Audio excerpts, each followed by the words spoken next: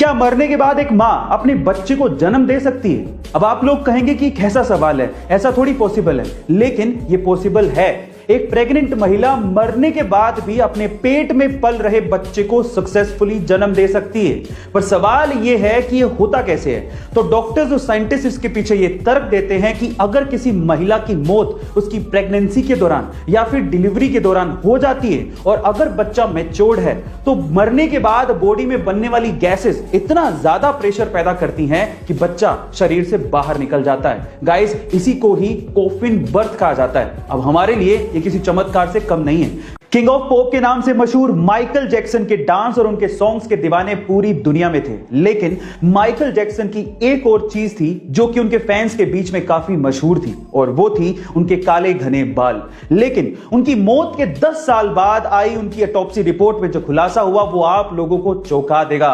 उनकी autopsy report में यह खुलासा हुआ है कि माइकल जैक्सन के सिर पे एक भी बाल नहीं था। वो जब भी पब्लिक अपीयरेंस और परफॉर्मेंस के लिए जाते थे तो वो सिर पे विग पहनकर जाते थे।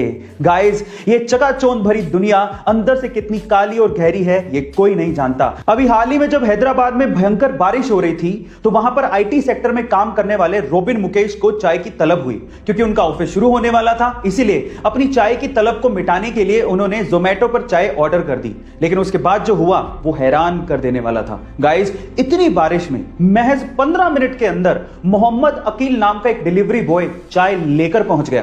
जब रोबिन ने अकील को देखा तो वो पूरी तरह से भीगा हुआ था। इतनी मेहनत देख के रोबिन ने अकील के लिए फंड रेज करना शुरू किया और देखते ही देखते 73,000 रुपया इकट्ठा हो गया, जिसमें से 30,000 रुपया एक अमेरिकी महिला ने डोनेट किया था। गाइस, अब इतनी मेहनत अगर कोई करेगा तो ये इनाम तो बनता ही है। हमें भी इन डिलीवरी बॉयज की हमेशा रिस्पेक्ट करनी चाहिए जो कि बिना मौसम देखे आपके पेट की भूख मिटाते हैं। क्या आपने अपनी जिंदगी में कभी किसी सांप को चीखते या चिल्लाते देखा है? शायद कभी नहीं देखा होगा, लेकिन सोशल मीडिया पे तेलंगाना के करीमनगर जिले के रामाडुग्गू इलाके का एक वीडियो वायरल हो रहा है जिसमें एक सांप चीखता और चिल्लाता दिखाई दे रहा है।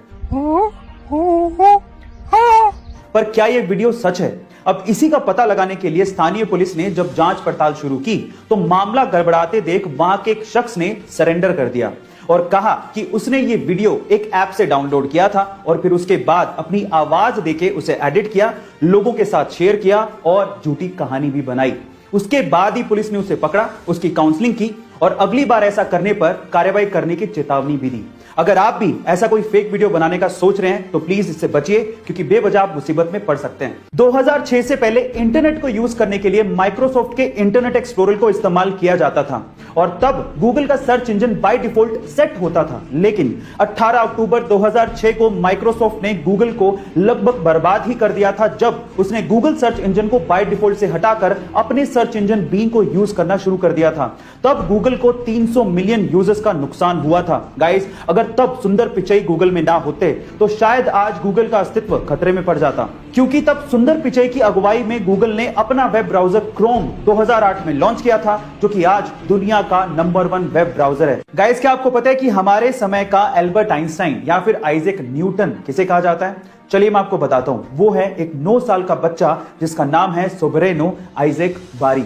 जब ये बच्चा सिर्फ 6 महीने का था तब इसने बोलना शुरू कर दिया था। जब ये 2 साल का था तब ये फिजिक्स, केमिस्ट्री और मैथमेटिक्स की प्रॉब्लम सोल्व किया करता था, और आज जब ये सिर्फ 9 साल का है तब ये दुनिया का सबसे यंगेस्ट प्रोफेसर है जो कि दुनिया की बहुत सी यूनिवर्सिटीज में फिजिक्स के लेक्चर लिया करता है। इसने खुद ने एक बुक भी लिखी है जिसका नाम है द लव। इसके नाम में आइजैक सर आइजैक न्यूटन से इंस्पायर्ड है। गाइस,